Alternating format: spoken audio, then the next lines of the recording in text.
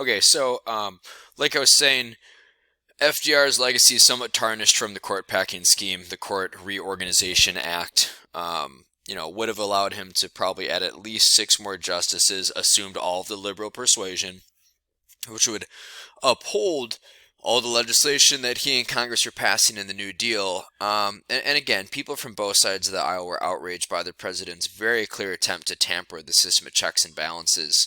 And this is something that a lot of people point to today to tarnish. Hold on, Joey fell.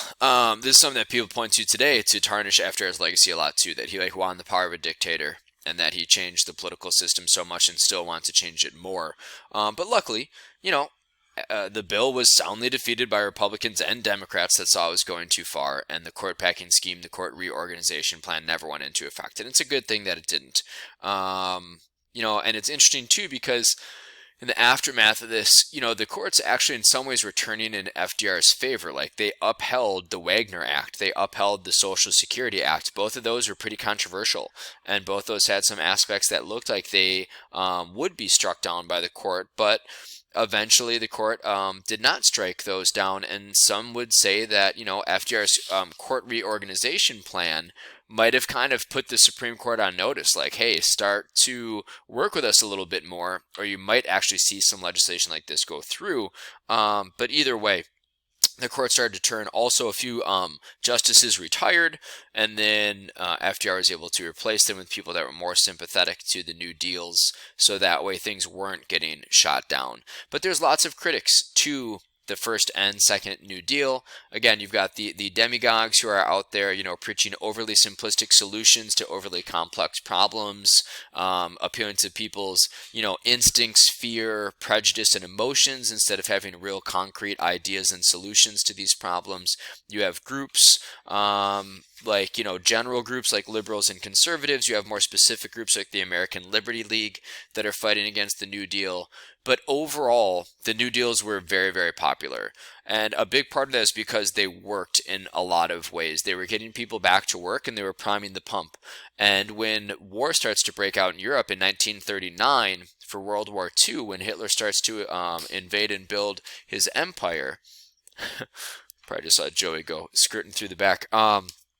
That's going to really help the United States because for the first couple of years of the war, we're not involved. It's just a European and an Asian affair, and we're just supplying our allies with materials, which is going to be good for the economy. And then, of course, December 7th, 1941, a day that will live in infamy, is when the United States will get pulled in militarily. And then we ramp up the war machine, we mobilize, and that's what eventually pulls us out of the Great Depression.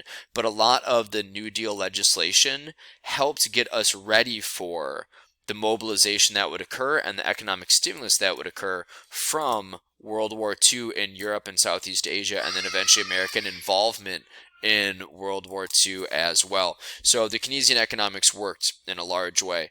And most of the debt from the New Deals, all the debt from the New Deals is gone. We are still paying some debt from World War II. Wars are crazy expensive. But overall it worked. And FDR is seen as one of the most successful presidents because he came in a time of great unrest and brought stability to the system and restored Americans' faith in the government that it could work and that it was working for them. And when you think about it, FDR did expand government power. He did expand government regulations. He did change some aspects of the American political system. Oh, what's this? Oh, all right. A frog and a monkey. Cool.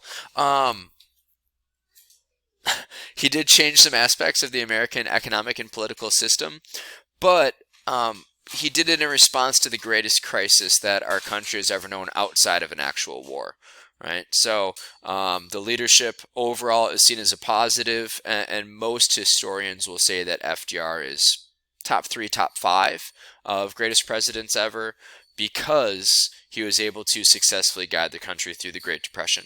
Okay, so when we come back next time, we'll start to look at life for Americans during the Great Depression. And this would be, I don't know, maybe a 10, 12-minute lesson. And then that will wrap up the Great Depression. And then we'll get ready to start looking at World War II.